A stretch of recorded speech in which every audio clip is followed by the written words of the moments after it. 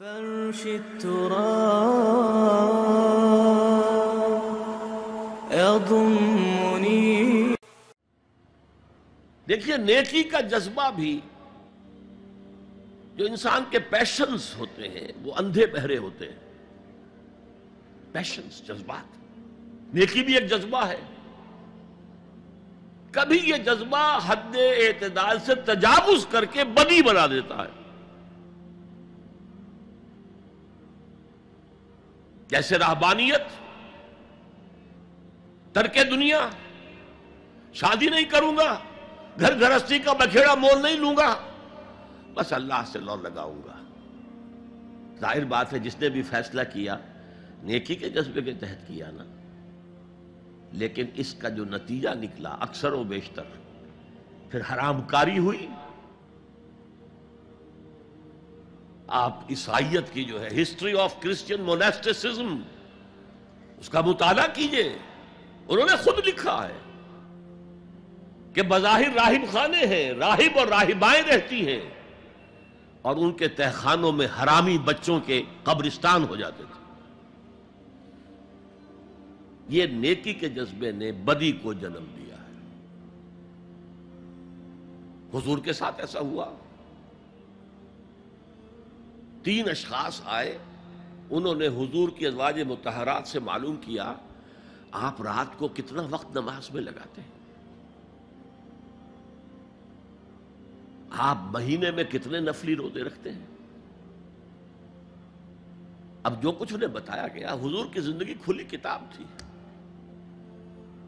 بتا دیا گیا اتنا عرصہ جو ہے آپ رات کو تہجد پڑھتے ہیں، بتا دیا گیا مہینے میں اتنے روزے رکھتے ہیں. انہوں نے اسے کم سمجھا، فتقالوہا، قلیل سمجھا کہ یہ تو زیادہ نہیں ہے، ہمارا تو خیال تھا کہ آپ ساری رات ہی کھڑے رہتے ہو. لیکن اپنے دل کو مطمئن کرنے کے لیے کہ حضور کی کہیں توہین بھی نہ ہو جائے، کہا جی انہیں تو ضرورت نہیں ہے، وہ تو معصوم ہی ہے، ان کی خطائیں اول تو ہوتی نہیں، اگر کوئی ہے بھی تو اللہ نے کہہ دیا قد غفر اللہ لک ذنبک ما تقدم منہا وما تاخر، اللہ نے تو معاف کر دی اگلے پچھلے سارے گناہ، میرے لیے یہ کافی نہیں ہے. ایک نے کہا میں پوری رات عبادت کروں گا، اپنی کمر بستر سے نہیں لگاؤں. دوسرے نے کہا کہ میں ہمیشہ ہر روز روزہ رکھوں گا، کبھی افطار نہیں کروں گا. تیسرے نے کہا میں کوئی شادی بیاہ نہیں کروں گا، یہ کھکیڑ میں نہیں پڑھوں گا میں.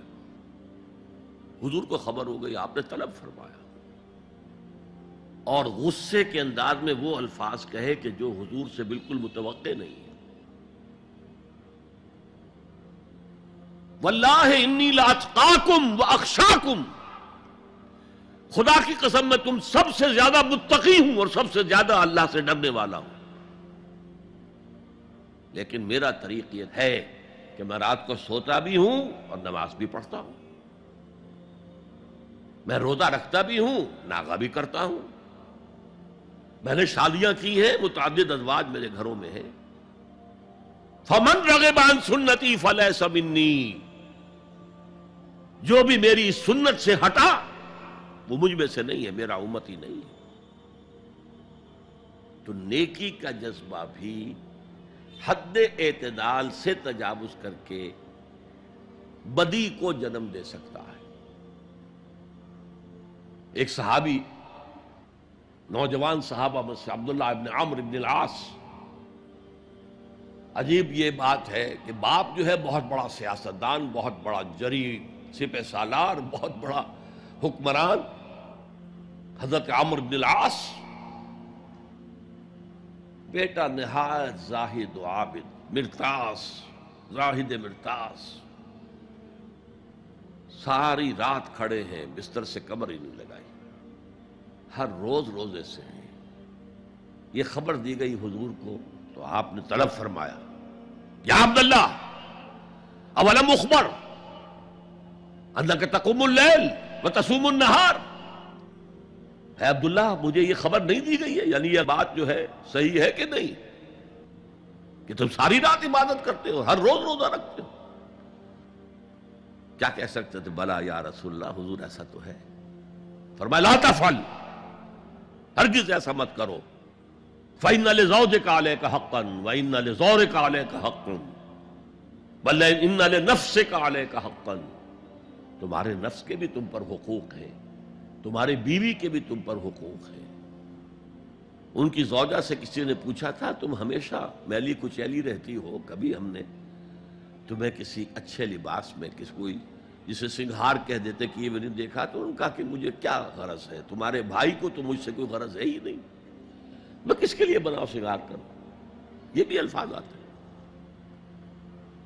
فرمایا ہرگز مت کرو. میں تو کرتا ہوں، میں روزے بھی رکھتا ہوں لیکن نہیں بھی رکھتا، میں نماز پڑھتا ہوں لیکن سوتا بھی ہوں، میری بیویاں ہیں متعدد. تو میری سنت اگر تم نے چھوڑ دی تو تمہارا مجھ سے کوئی تعلق نہیں ہوگا.